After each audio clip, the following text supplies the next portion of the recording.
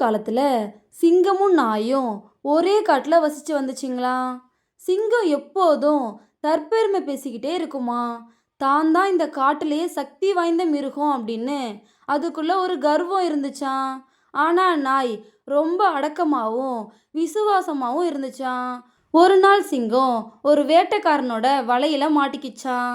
அந்த வலையில இருந்து தப்பிக்க ரொம்ப போராடிச்சான்.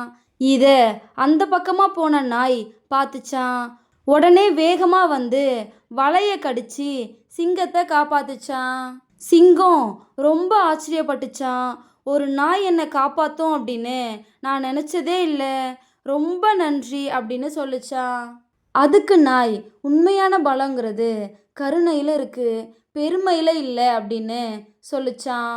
அன்னையில இருந்து சிங்கம் தற்பெருமை பேசுறத விட்டுடுச்சான். இதோட இந்த கதை முடிஞ்சிருச்சு.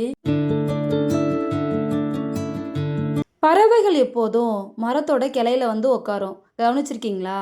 ஆனா அது எப்பவுமே அந்த கிளைய நம்பி உட்காராது, அதோட சிறகுகளை நம்பி தான் உட்காரும். ஒருவேளை கிளையே முறிஞ்சு விழுந்துட்டா கூட அது பறந்து போயிடும். இந்த பறவைகள் மாதிரி நம்மளும் மற்றவங்கள நம்பி வாழக்கூடாது. நம்ம வாழ்க்கையில ஆபத்தான நேரங்கள்ல நம்மளோட திறமையையும் தன்னம்பிக்கையும் வச்சு உயர பறந்து போய்கிட்டே இருக்கணும்.